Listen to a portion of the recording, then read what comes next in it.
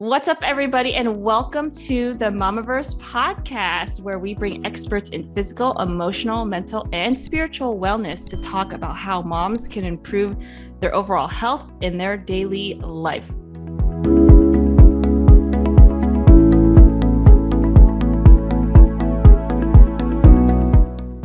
I'm your host, Tu-Hien Lee, and our guest today is Alexis Amato.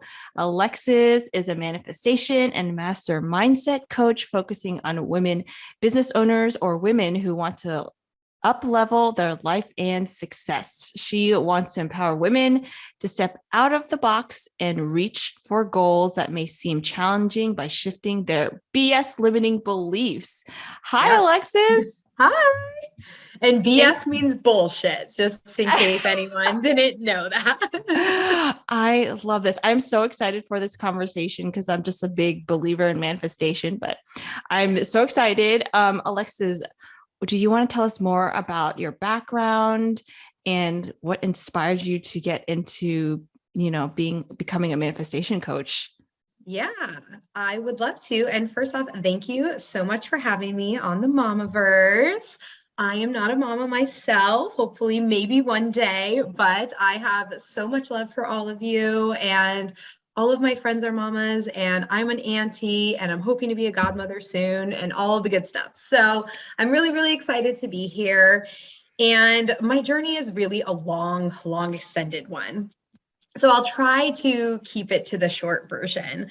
But really it started, I would say I feel, first off, I need to say that I have always been manifesting. All of us are always manifesting, and we don't even realize it. You manifest with the subconscious thoughts that are in your mind. So the things that you constantly are watching or involving yourself in, those usually will have some sort of impact, right? Your environment makes an impact on how you grow, how you learn, the knowledge that you gain. And so I feel like I've always been like subconsciously manifesting, but I started consciously manifesting about 5 years ago. And I was heartbroken, very, very heartbroken. I canceled my wedding to my ex-fiance of 11 years.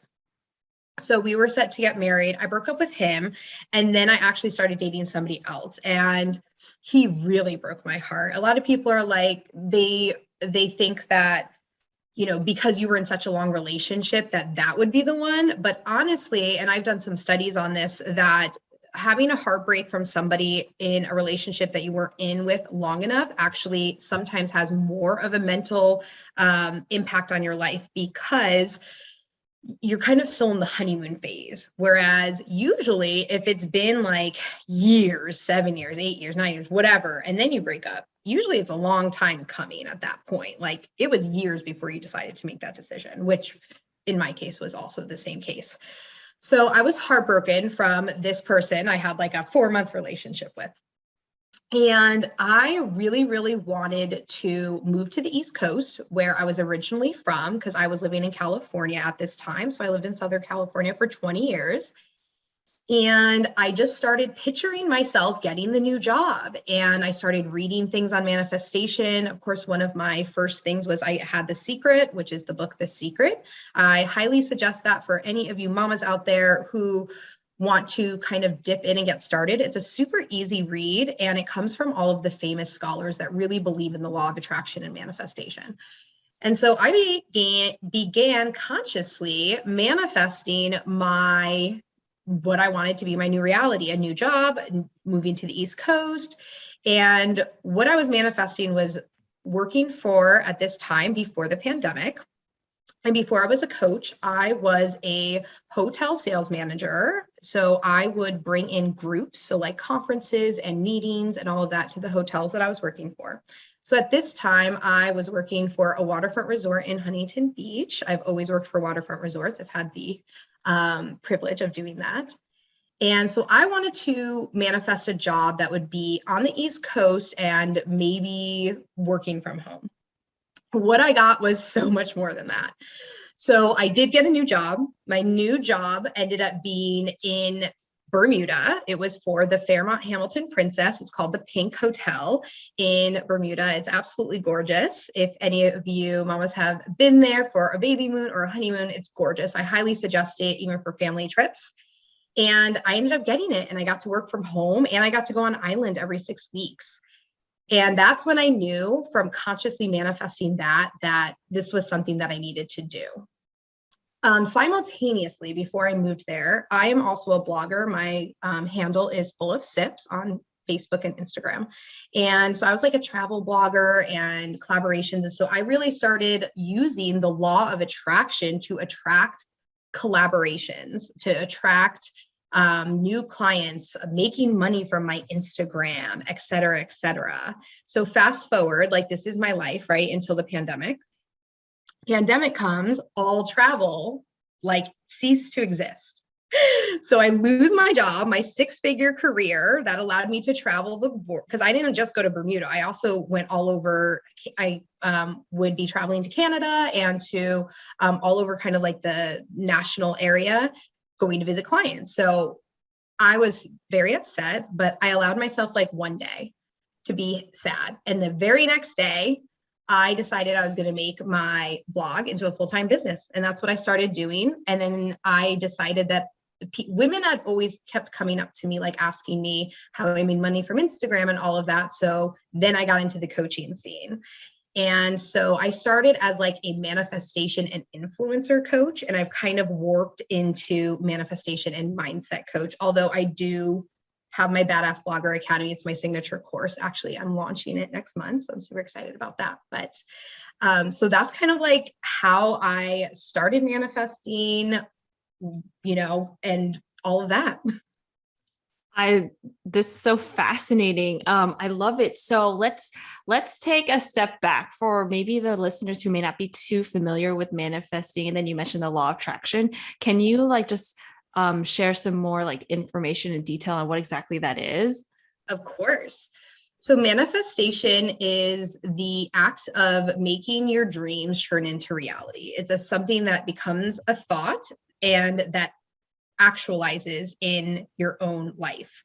So for example, if I want to manifest a vacation, I'll start picturing myself and visualizing myself in that space. I'll start acting as if. So I'll start like, some people make the mistake of before a vacation, like being like, I need to save up for it before. Like, no. You need to start putting yourself as the woman who is going on that vacation. So I start immediately looking for hotels, all of that, seeing how much it is, flights, I start telling people I'm going to X, Y, and Z, and kind of like fake it till you make it almost. And, really, really concentrating and meditating on the things that you want to attract in your life. And then they come to life. And this all starts with gratitude, which is a whole nother, we could have a whole nother podcast about that, but it's really about being grateful for your current circumstances and not when X, Y, and Z happens. And that's the mistake that a lot of people make, is that they'll say, well, I'll invest in that when I make X, Y, and Z, or when I get a promotion, or we'll go on a vacation when I make X, Y, and Z and a bonus, or like whatever. I'm using money a lot because I teach about money a lot, but it's really about just knowing that you can have it before it's actually yours. Bob Proctor, one of the best scholars ever, and unfortunately he passed away 3 months ago, maybe 2 months ago, actually. He says, if you can hold it in your head, you can hold it in your hand. So what that means is if you can visualize it, of course, aside from like flying or like becoming a unicorn or something crazy like that, if you can visualize yourself being a millionaire, if you can visualize yourself on a yacht with all your friends, if you can visualize yourself taking your family on vacation, which is a manifest that I just did last week for my family that had been manifesting for a couple of years, you can do it. I love it. For me, I manifested my daughter going to one of like the best schools, private schools in the area. And at first glance, we're like, oh my gosh, it's so expensive.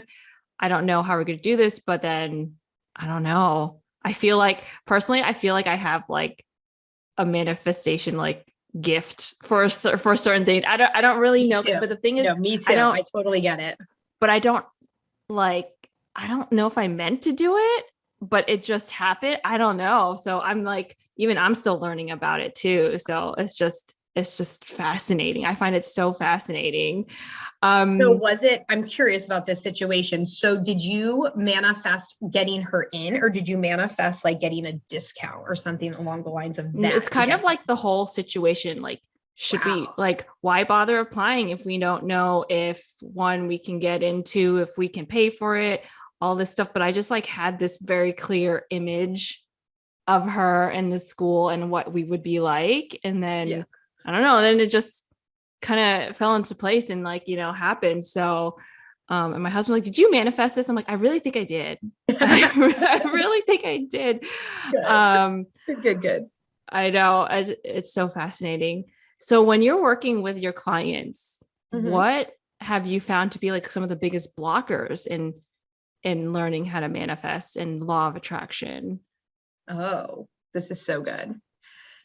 I mean, so many, again, like a whole Mm, nother podcast episode. But I think the biggest, what I call bullshit limiting beliefs, because that's what's holding you back, is your limiting beliefs, the thought that you can't do something because of X, Y, and Z. A lot of things I see is relationships. The person that you're with is holding you back. You're afraid to, and this goes for the same with friendships. You're afraid to self-develop or to take that next step because you're going to lose the person, because you know that you're growing and that they're staying there, and you're afraid. And I've been through that. The other thing about it is when you are going through self-development, you start noticing everything that's going wrong around you. You start noticing the things in your friends' relationships, like their own relationships, that you maybe like don't think are healthy. You start realizing the relationship that you have with each other maybe isn't as healthy. A lot of people find like drinking is a big common thing. And when you take drinking and like going to bars together out of the equation, like you have nothing in common with this person. So I would definitely say like relationships and being afraid of losing either a significant other or a person because you're comfortable with them. I would say that's a huge, huge block. Just telling yourself, like constantly telling yourself, I can't do that. Like that'll never be me. Of course, if you have that attitude, like that's not going to be it.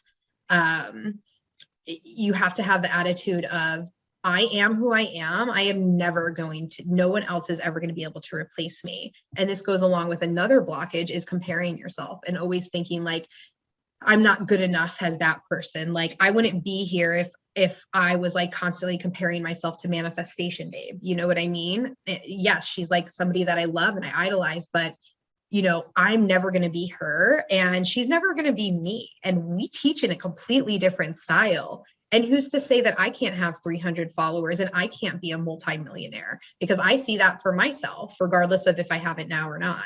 So just like releasing the fact that I can't do this, and and starting to replace it with I can, and starting to do baby steps and taking limiting actions. And then I think another big, big blocker that I have to say, and this is like my biggest struggle as a coach. My biggest struggle as a coach is watching other women who tell me like they either don't have the time to do, work on things. They don't have the time or the energy. But these are the same women who watch Netflix 5 hours a night, who have their TV on all day, who know more about celebrities and Kim Kardashian and watch reality shows than they do about their own self-development. Like that is such a struggle for me to like watch someone that I really care about, like do all of this stuff and be so involved in another person. So one thing I do work on with my clients is eliminating news. I am very against watching the news. I think that we get enough propaganda from social media, and we don't need to sit there and watch it and it be the first thing that we watch in the morning. I think that ruins your day, and I'm a firm believer on that. So I make them eliminate that from their life, and it's so much stress-free. Like I don't need to know that the person next door to me just got robbed. Like that is just going to make me like, there's nothing I can do about it. I'm not going to move tomorrow. it doesn't make sense for me to like worry about it. So I really take that stuff out of my life. I also eliminate reality shows that follow along people's lives. So my exceptions are things like The Bachelor, Love is Blind, that type of stuff, where they're kind of like, it's not their life. Like they're in a paid house. They're like in kind of like, it's not scripted environment, but you know what I mean? It's like you're not following their life. Whereas like the Kardashians, Vanderpump Rules, Real Housewives, you're like following their life and like their lifestyle. And so you're comparing yourself. And a lot of my clients do this, like, oh my God, I don't have a private jet. I don't have, hotels and a 6-carat diamond ring. But in actuality, like most of those women don't have like the best lives. Like they're not happy. And we see that on the show. And that's why I don't think it's relevant to watch. So those are some of my blockers and some of the things that like I kind of start off with at first. I mean, you touched on a lot of very relevant topics. What do you think it is about people in like, not having in their mind, they don't have time to do the things for themselves? I mean, the Mamaverse is all about self-care. And sometimes I've heard moms say that I don't have time for myself, but like you said, they might be like watching Netflix for 2 hours a night, or scrolling their phone, or really knowing everything that's happening with the Kardashians, which by the way, I do follow them and I do love the show.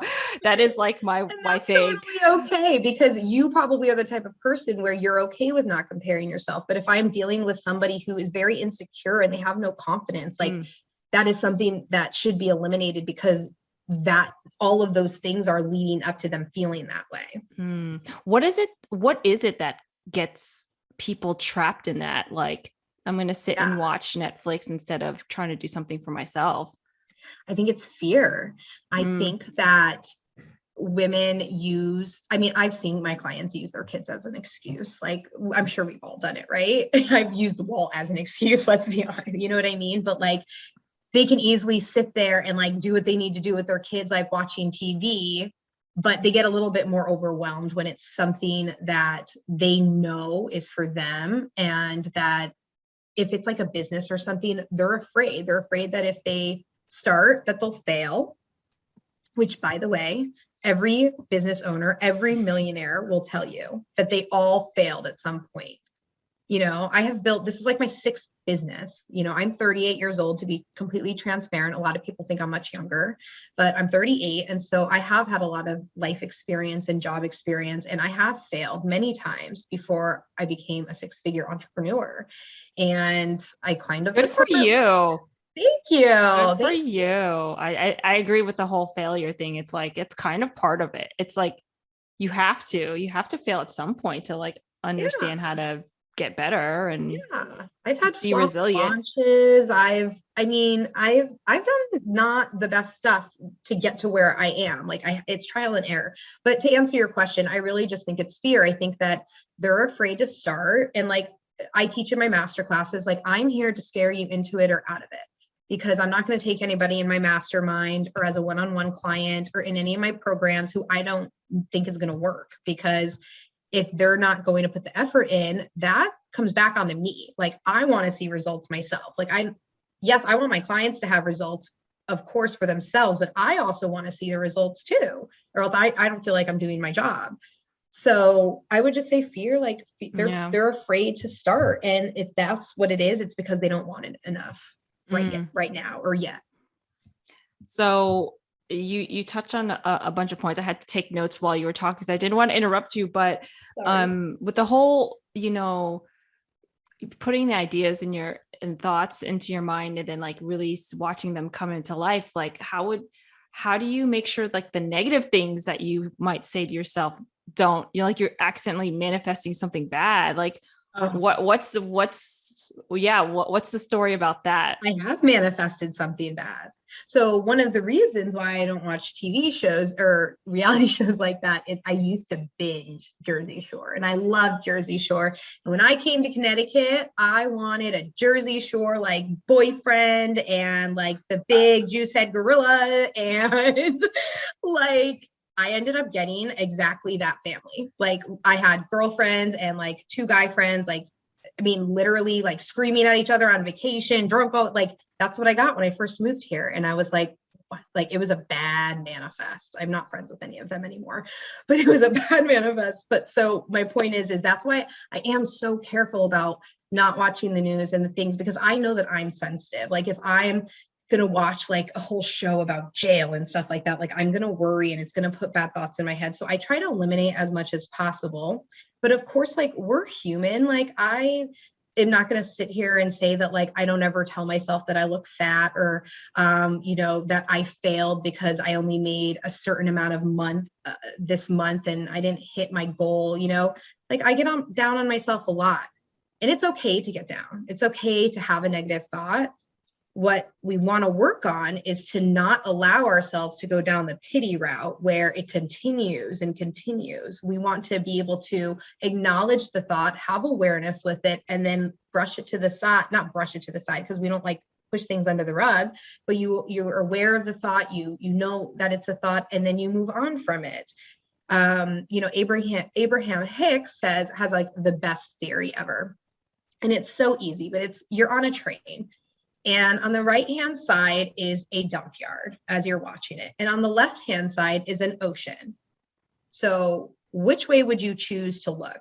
Obviously, we're going to look at the ocean and how gorgeous it is. So everything's a choice. We have a choice to sit and dwell about the boyfriend breaking up with us or not getting the promotion or getting fired from our job. Or we have the choice to turn our head away from that and look towards why this happened, why it's better for us, and what could we use for it now.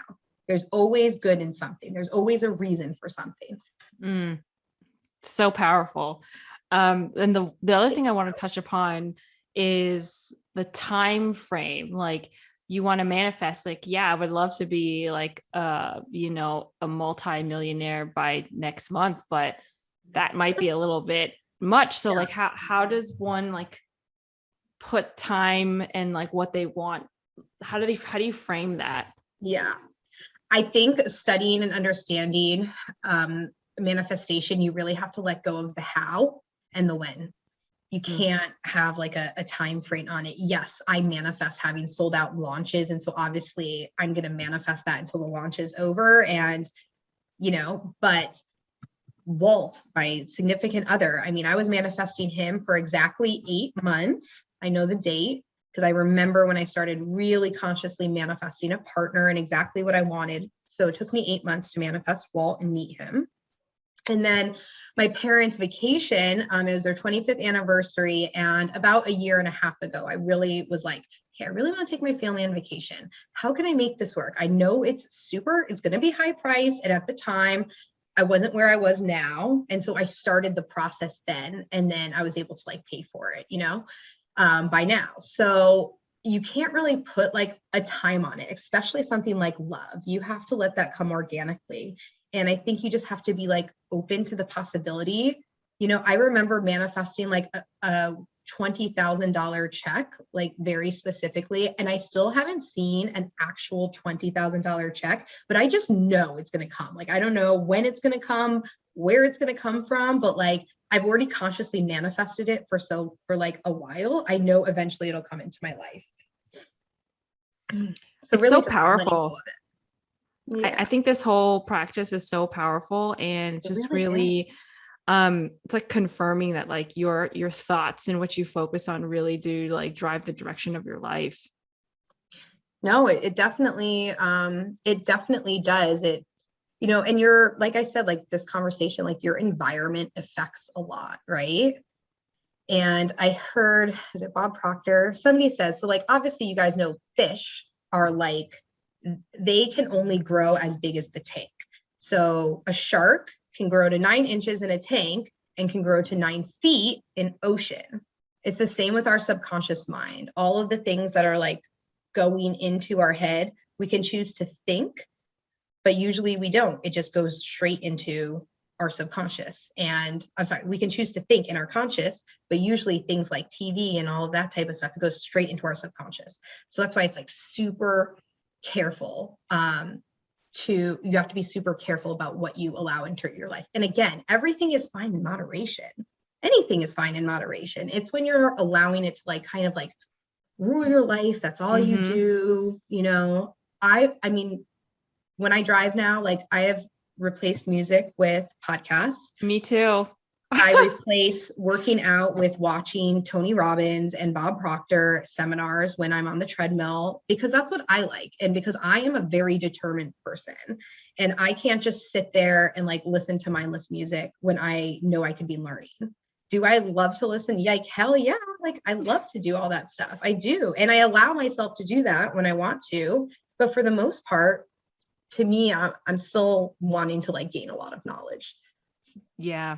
So I mean, to ladies like you. Oh my gosh. I love it. I've loved this chat. Your energy, it's so infectious. And we're so happy that you're a part of the Mamaverse. So Alexis, where can our audience connect with you and find you? Absolutely. And work with you? I would love to work with any of you. So you can find me at Manifest with Alexis on Instagram and Facebook. My website is also Manifest with Alexis. And then I will have you link in the show notes, but I have a content creator retreat coming up. It is going to be in California. I am super excited. At the time of this recording, we haven't picked the exact location, but we are gearing towards San Diego or Palm Springs. But I would love to have any of you guys at the retreat, and make sure to check it out if that's something you want to learn. We're going to be doing all sorts of confidence for your online business, brand photo shoots, mindset exercises. It's going to be great. And I would love to have any of you guys. Oh my God, that sounds amazing. California. Ooh, that sounds so fun. Yeah. Well, thank you so much for joining us on the Mamaverse. We loved having you on. You're such a wealth of knowledge. Everybody, make sure you go check out her Instagram, send her a DM, say hi. She would love to chat with you. And she's so fun anyway. So thank you for joining us on the Mamaverse podcast. And we will catch you on the next episode.